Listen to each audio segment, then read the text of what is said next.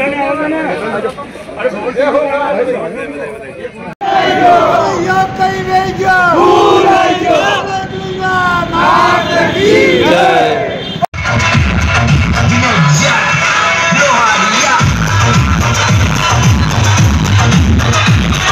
दोस्तों, राजस्थान की 7 सीटों पर उपचुनाव थे और 7 सीटों पर जो उपचुनाव थे उनके रिजल्ट करीब करीब आ चुके हैं।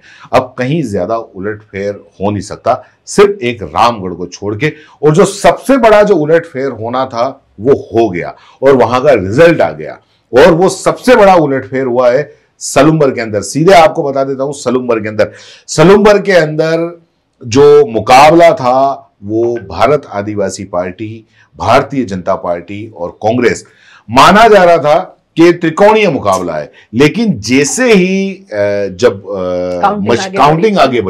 काउंटिंग बढ़ना शुरू हुई तो उस वक्त ये लगा कि ये मुकाबला भारतीय जनता पार्टी और भारत आदिवासी पार्टी दोनों के बीच में है। और 22 राउंड की ये पूरी की पूरी काउंटिंग थी। इस 22 राउंड की काउंटिंग के अंदर एक राउंड से लगा के और 21 राउंड तक जो भारत आदिवासी पार्टी लगातार आगे रहे जितेश कटारा है, वो लगातार आगे रहे। और एक बार तो अंतर इतना हो गया था कि ऐसा लगने लगा था कि जो अब ये नहीं पाट पाएंगे, मुश्किल हो जाएगा। लेकिन आखिरी राउंड के अंदर जो भारतीय जनता पार्टी की जो शांता मीणा है वो आगे निकल गई और वो चुनाव जीत गई। कितने वोटों से चुनाव जीती? 1285 वोटों से शांता मीणा चुनाव जीत गई। कहीं ना कहीं बीएपी के लिए वो जो एक लाइन होती ना कि जीती बाजी हार गए हम, किस्मत ही कुछ ऐसी थी, वो वैसी वाली कुछ स्थिति जो है वो यहाँ निर्मित हो गई। और ये क्योंकि बहुत बड़ा एक मतलब फेरबदल था और किसी को विश्वास ना हो, अंत तक वो रोमांच इन परिणामों ने बनाया रखा। और बीजेपी से पहले ही उपरने और सब लेकर के वहां पर काफी खुश और मतलब जीतने की उस खुशी में दिखाई दी थी। कहीं ना कहीं उनको आभास हो गया था कि ये जो आखिरी राउंड है, आखिरी के ये 2-3 राउंड ये गेम चेंजर है साबित। 21वें राउंड के अंदर क्योंकि जो अंतर था बहुत कम हो गया, बिल्कुल वो अंतर हो गया करीब 300 और जो 300 कुछ वोटों का, 357 या इस तरह का कुछ इस तरह का जो अंतर हो गया था। और आखिरी राउंड जो 22वां राउंड हुआ, उस 22वें राउंड के अंदर जो शांता मीणा है वो आगे निकल गई और 1057 वोट से वो ये चुनाव जीत गई। 1285 नहीं, जो इलेक्शन कमीशन भारत निर्वाचन आयोग की जो साइट पर अभी तक तो उसमें 1057 ही दिखा रहा है। तो इसलिए अपन तो यही मानेंगे कि 1057 यही ऑथोराइज है। तो जितेश कुमार कटारा बहुत जबरदस्त फाइट थी। पहली बार भारत आदिवासी मतलब ये जितेश कटारा थे, युवा थे, बिल्कुल।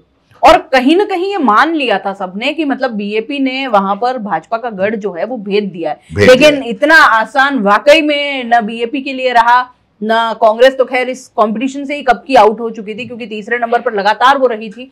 लेकिन आमने सामने की जो टक्कर थी वो बीएपी और भाजपा में थी। और भाजपा मुझे लगता है एक हद तक तो कहीं ना कहीं हतोत्साहित हो ही गई होगी कि मतलब अब मुश्किल है। लेकिन इस तरीके से आखिर में जाकर के गेम पलटा है, मतलब ये किसी को भी भरोसा करने लायक नहीं था और किसी को अब बड़ा अचंभित करने वाला था। ये आखिरी वाला जो था सलूम्बर के अंदर काफी था। 84 की बात बता दें, 84 हम पहले भी आपको लाइव के अंदर भी बता चुके हैं, फिर भी आपको बता रहे हैं कि 84 के अंदर अनिल कुमार कटारा जो है वो उनको 79,161 वोट मिले हैं और कालीलाल को 64,791 वोट मिले हैं।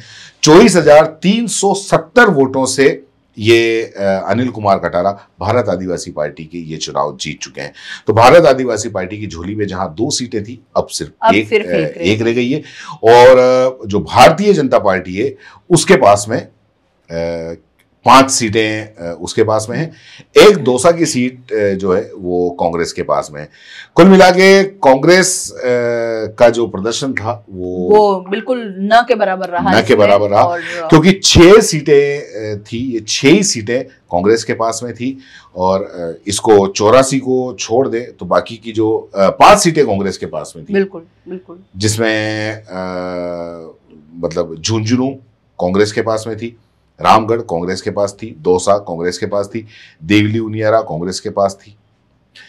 तो कुल मिला के कांग्रेस को एक बहुत बड़ा नुकसान हुआ है और भारतीय जनता पार्टी जो है वो 5 जगह से अपने कैंडिडेट उनके जीत गए हैं।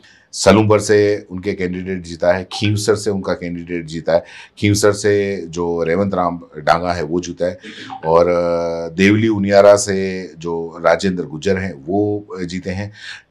रामगढ़ से जो है सुखवंत सिंह, रामगढ़ के अंदर थोड़ा सा पेच फंसा हुआ है। 22 जो राउंड की काउंटिंग बाकी है, 17 राउंड की काउंटिंग हो चुकी है और सुखवंत सिंह के पास में अभी 80,859 वोट हैं, जबकि आर्यन जुबैर जो है उनके पास में 76,107 वोट हैं। 4,752 वोट की सुखवंत सिंह ने लीड ले रखी है।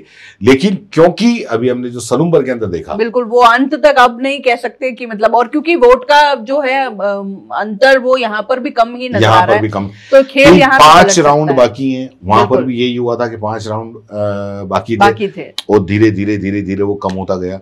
तो यहाँ पर भी ऐसा हो सकता है, काफी कुछ हो सकता है। देखिए, जिंदगी का फलसफा भी एक यहाँ पर सीखने वाली बात है कि अंत तक निराश नहीं होना है। अंत में भी आपकी बाजी कभी भी एक राउंड में भी आपकी बाजी किस तरीके से पलटी, ये एक बहुत बड़ा सबक दूसरी पार्टीज के लिए भी है और हम सभी के लिए भी है कि कभी भी निराश होने की कोई जरूरत नहीं है। जिस तरीके से बीजेपी अंत तक अपना वो रोमांच और अपनी हिम्मत बनाए रही और लास्ट में आप देखिए जीत उनके जो है झोली में आ गई, और बीएपी के प्रत्याशी जो लगातार शुरू से लेकर के एक फर्स्ट लीड लेकर के चल रहे थे, वो अंत में जाकर के और वहां पर वो पिछड़ गए। तो ये एक बहुत बड़ी बात है दोस्तों कि जीत के जश्न की तैयारियां जहां पर हो रही थी, जिस तरीके से मैंने आपको अपने लाइव में भी बताया कि कैसे जितेश कटारा ने अपने सोशल मीडिया हैंडल्स और पोस्ट में बता दिया था कि विजय जुलूस का पूरा एक रूपरेखा उन्होंने लगभग शेयर कर ली थी। इतने ज्यादा वो कॉन्फिडेंट थे कि जीत उनकी ही झोली में आने वाली है। लेकिन लास्ट के उस मूवमेंट में किस तरीके से शांता मीणा के पक्ष में सारी चीजें हो गई और शांता मीणा जीत भी गई, तो ये एक अपने आप में बहुत बड़ी चीज है जिसे हमेशा याद किया जाता रहेगा और हर बार इसका उदाहरण दिया जाता रहेगा। तो दोस्तों, इसी के साथ आपसे इजाजत लेते हैं और हमारे साथ में बने रहिए और चैनल को सब्सक्राइब जरूर करिए। नमस्कार।